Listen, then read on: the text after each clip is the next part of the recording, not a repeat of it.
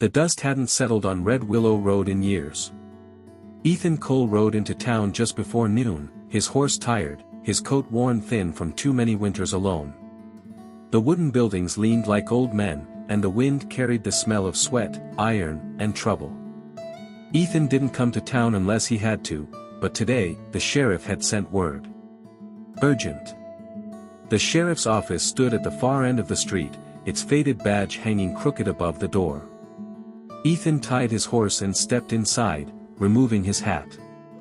Sheriff Thomas Caldwell looked up from his desk, relief flickering across his lined face.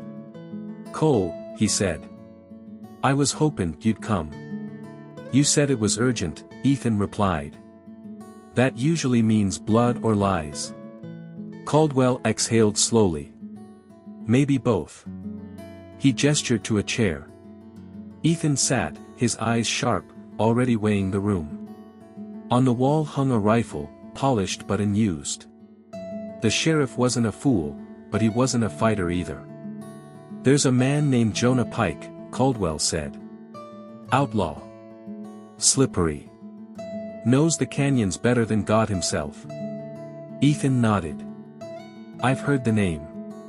He's headed east. Toward my land." The sheriff's jaw tightened. "Toward my family." That caught Ethan's attention. "I need someone to escort a wagon through Pike's territory," Caldwell continued. "Gold shipment. Legal. Registered. But Pike doesn't care about law. You've got deputies." "I've got 2 boys who barely shave," Caldwell snapped. Then softer, "I won't send them to die." Silence stretched between them. "What's the pay?" Ethan asked. Caldwell hesitated. "I can pay some. Not what a job like this is worth." Ethan stood. "Then you don't need me." "Wait." Caldwell rose quickly. "I'm offering more than money." Ethan turned, eyes narrowing. "Careful." The door behind the sheriff creaked. A woman stepped in quietly, carrying a tray with 2 cups of coffee. She wore a simple dress, dust-stained at the hem, sleeves rolled just enough to show sun-tanned arms. Her hair was pulled back loosely, a few strands escaping around her face. She froze when she saw Ethan. "Pa," she said softly. Ethan felt something unexpected, like the sudden hush before a storm. "This is my daughter," Caldwell said. "Lydia." She nodded politely. Ethan tipped his hat. Her eyes lingered on him just a moment too long. Caldwell cleared his throat. "Lydia, leave us." She hesitated, then set the tray down and left. The door closed behind her, but the air felt different now. "I'm not selling my daughter," Caldwell said quickly, seeing Ethan's expression. "Don't misunderstand me." "You're treading close," Ethan replied. "I'm offering you a place here. Work. Protection. A future beyond drifting." Caldwell swallowed. If something were to grow naturally between you and Lydia, I wouldn't stand in the way." Ethan stared at him. "That's not payment," Ethan said.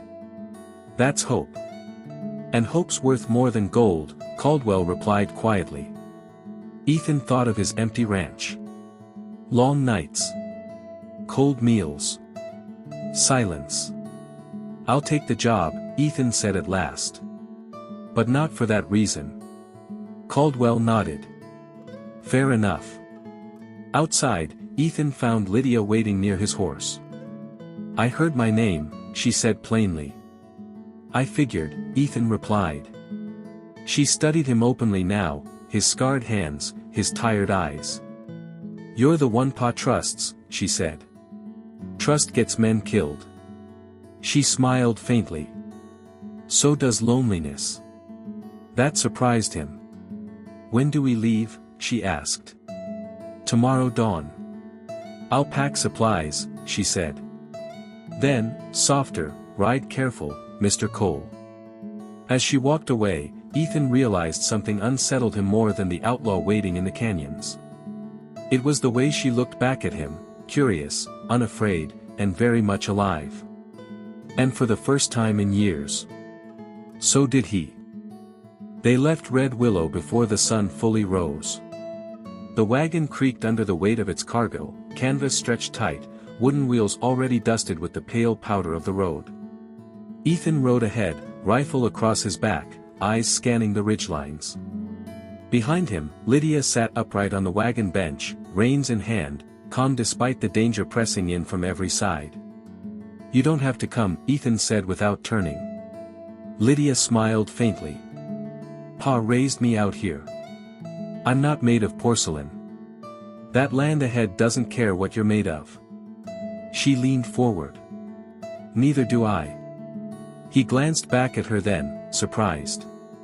There was no bravado in her eyes, just resolve.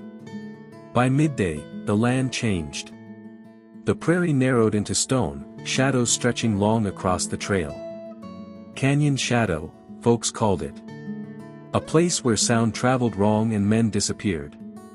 Ethan slowed the horse, raising a fist. "We'll camp before nightfall," he said. "This place belongs to Pike after dark."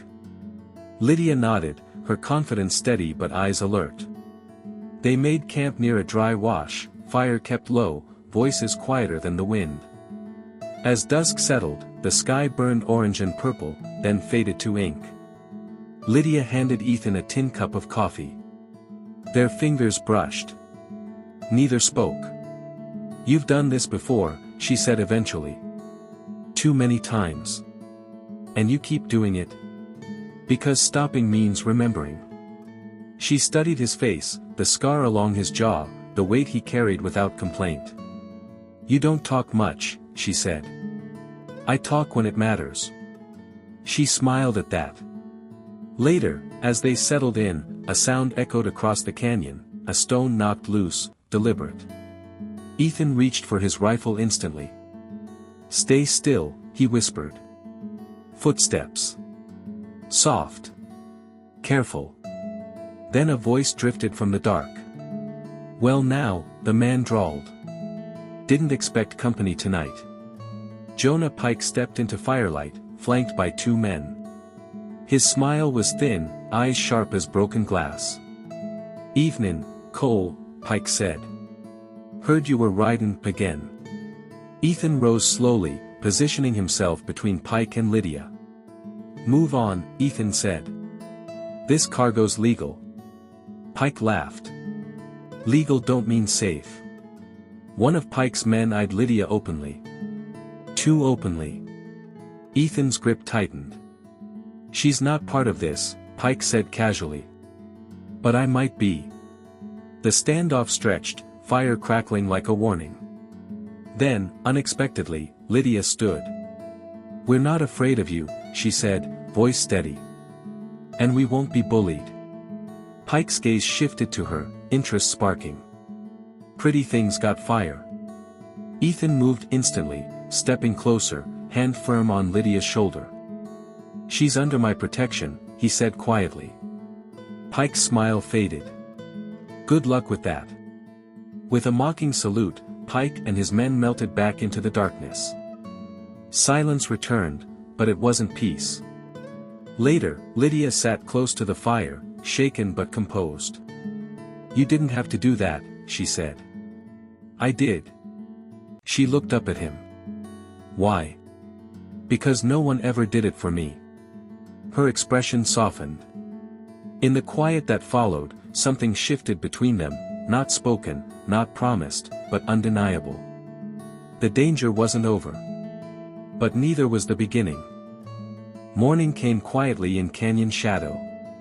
The fire had burned low to embers, and the world felt suspended, too still for a place known for bloodshed. Ethan rose before dawn, checking the perimeter, his boots soundless against the stone. Pike hadn't returned, but that didn't mean he wouldn't. When he turned back toward camp, he found Lydia already awake, sitting near the dying fire, shawl wrapped around her shoulders. "You should have woken me," she said. "You needed the rest." She studied him. "You always decide what people need. Only when lives depend on it." She smiled softly. Then I suppose I'm grateful. They packed quickly and moved on, the canyon walls towering closer now. By midday, the wagon axle cracked. Ethan swore under his breath. I can help, Lydia said, climbing down before he could object. She held the lantern steady while he worked, grease and dust smearing his hands. When the axle finally gave way into place, he exhaled sharply and leaned back. That'll hold, he said. She crouched beside him. You're bleeding. He glanced down, his knuckles split, blood mixing with dust. It's nothing. She tore a strip from her underskirt without hesitation and wrapped his hand carefully. Her fingers were warm, gentle. You do that a lot, she said. Dismiss pain. Pain doesn't change if you name it. She looked up at him. Sometimes it does. Their eyes held longer than necessary. Something unspoken pulsed between them, heavier than danger. That night, they camped beneath open sky. No canyon walls. No shadows to hide in. Ethan kept watch, but his attention kept drifting back to her. You ever regret staying in Red Willow? He asked. She shook her head. I regret being protected from the world. Not living in it. He nodded. You're braver than most men I know. She laughed quietly. Coming from you, that feels dangerous. He smiled before he could stop himself. Later, as the stars burned bright, the sound of hooves approached fast. Ethan reached for his rifle. Too late. Shots rang out. Chaos erupted. Pike's men burst from the dark, shouting. One lunged for the wagon. Another fired wildly. Ethan moved on instinct, dragging Lydia behind cover, returning fire with deadly precision. The fight was fast, brutal, and over almost as quickly as it began. When silence fell, Pike was gone. Ethan turned to Lydia. You hurt? She shook her head, breathless. You saved me. No, he said firmly. You stood your ground. Her hands trembled now that it was over. Without thinking, he pulled her into his arms. She didn't resist. Her head rested against his chest, breath slowing as his arms held her securely. The closeness was different now, charged, intimate. I was afraid, she admitted. So was I. She looked up at him, eyes searching. For me? She asked softly. For losing you. The word surprised them both. Time seemed to still. He could feel her heartbeat through her dress, could smell the faint trace of smoke and lavender. He lifted a hand to her face, hesitating only a second before brushing his thumb across her cheek. She leaned into the touch. Just as slowly, she raised herself onto her toes and kissed him. It was soft. Careful.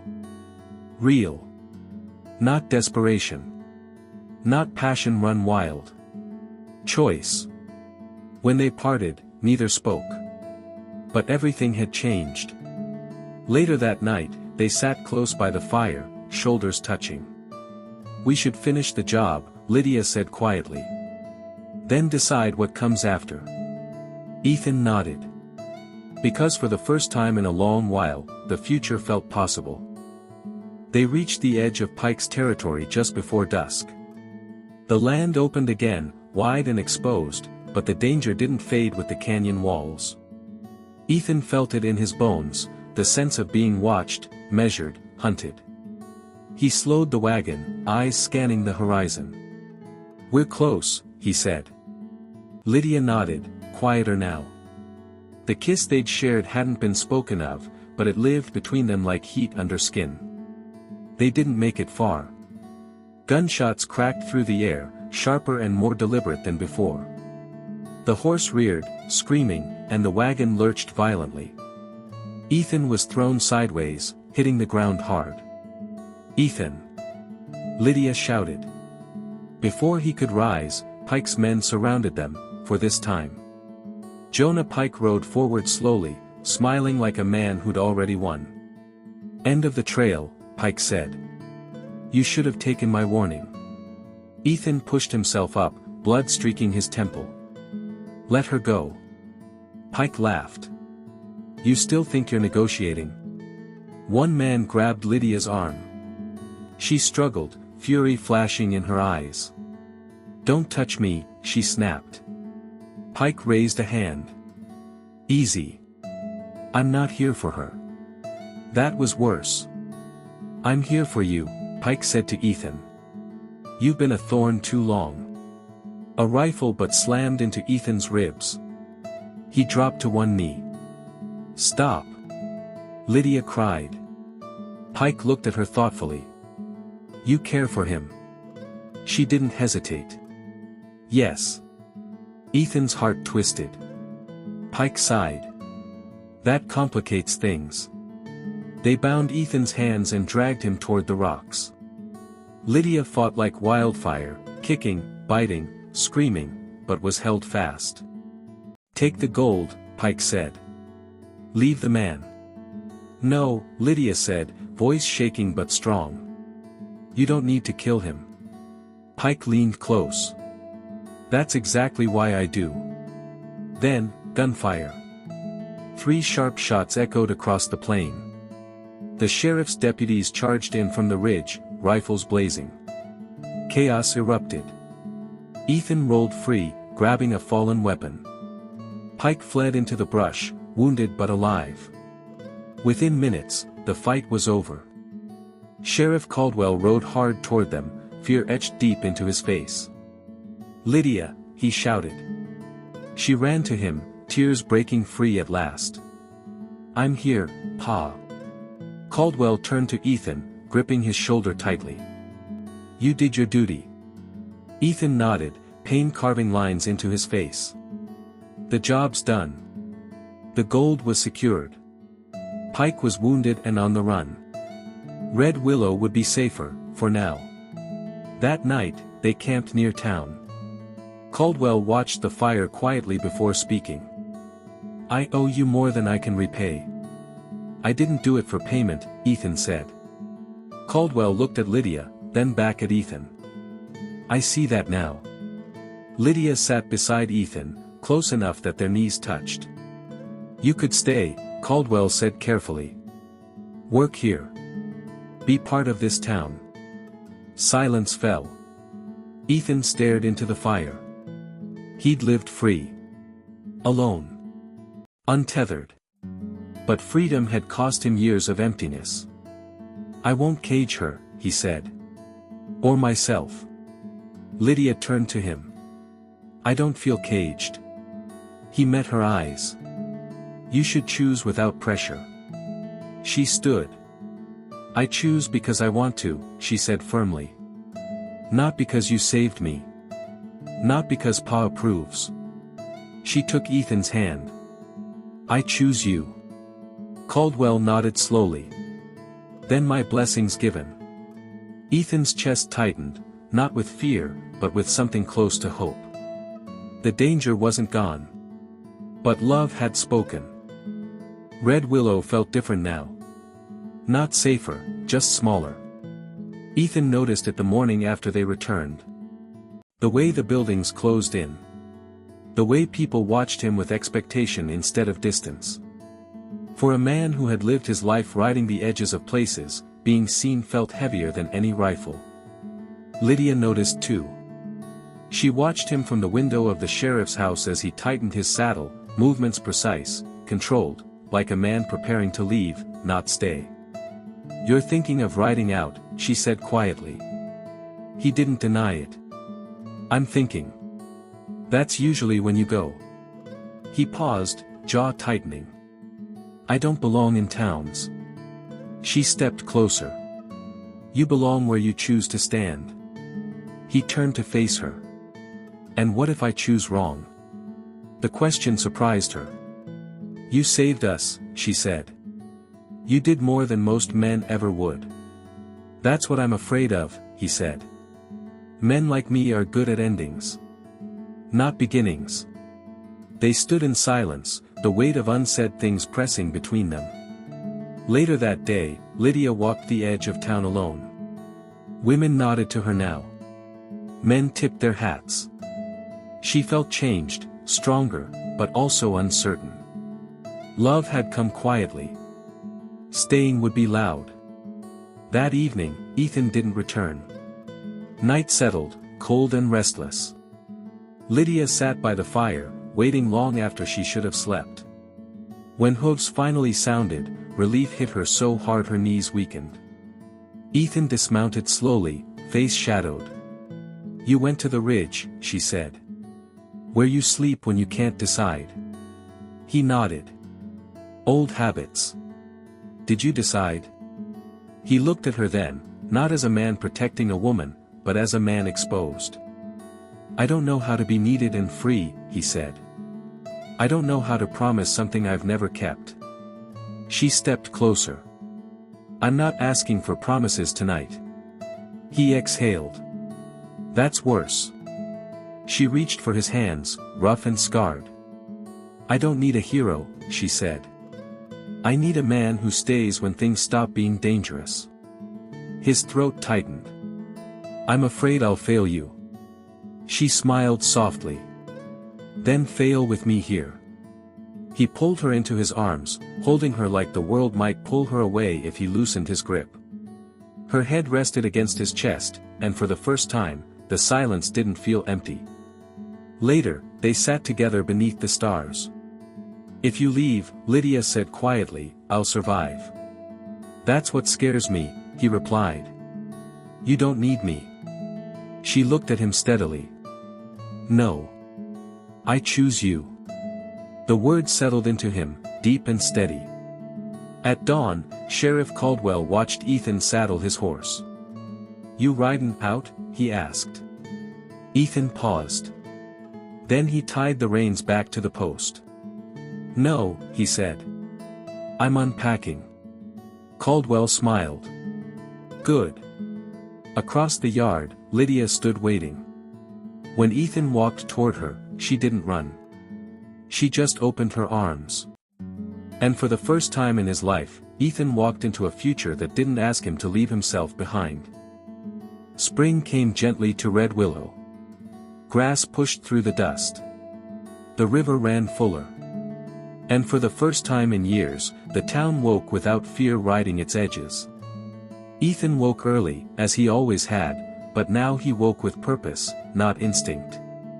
He split wood behind the small cabin the sheriff had helped him claim, the steady rhythm grounding him in a way the road never had.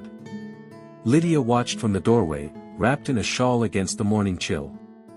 "You're making a habit of staying," she said. He glanced back, a faint smile touching his mouth. "Dangerous habit." She stepped closer. "You regret it?" He shook his head slowly. "No. I regret not learning it sooner." Life settled into them, not perfectly, but honestly.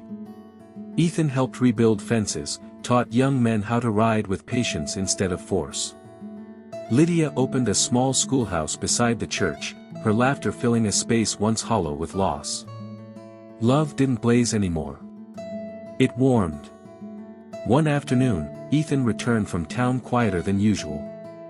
"The railroad men are coming west," he said. "They're offering work. Good pay." Lydia studied his face. "You're thinking again." "I am," he admitted. "Not about leaving. About choosing." She waited. "They want me to guide them through the canyons," he continued. 6 weeks. I could earn enough to buy this land outright. Build something real." Her chest tightened, not with fear, but with the weight of trust. "And what do you want?" she asked. "I want to come back," he said. "I want to leave knowing I belong somewhere." She stepped forward and placed her hand over his heart. "Then go," she said. "Not because you're running. Because you're returning." 6 weeks later, Red Willow gathered near the station. When Ethan's horse appeared on the ridge, Lydia didn't hesitate. She walked forward as the town watched, not as a woman waiting, but as one who knew. He dismounted, dust-covered and tired. You came back, she said. I said I would. She smiled. Men say many things. I stayed alive to keep this one. That evening, beneath lantern light and soft music, Ethan stood before the sheriff, the town, and Lydia. I don't have much, he said. But I have hands that work, a heart that learned late, and a promise I intend to keep. He turned to Lydia, voice steady. If you'll have me, I'll stay. Not as a hero. Not as a protector.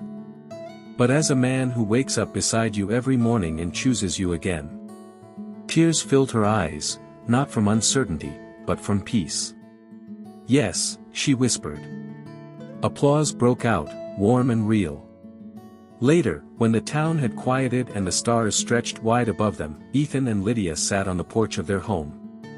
You know, she said softly, people will tell this story wrong. He chuckled. They always do. They'll say you saved me. He looked at her, eyes deep. You saved me first. She leaned into him, head resting on his shoulder. And tomorrow? She asked. Tomorrow, he said, I mend fences, teach boys how not to be fools, and come home to you. She smiled. That sounds like love. He kissed her then, not desperate, not hurried. Just sure. And the West, wild as it was, finally let one man stay.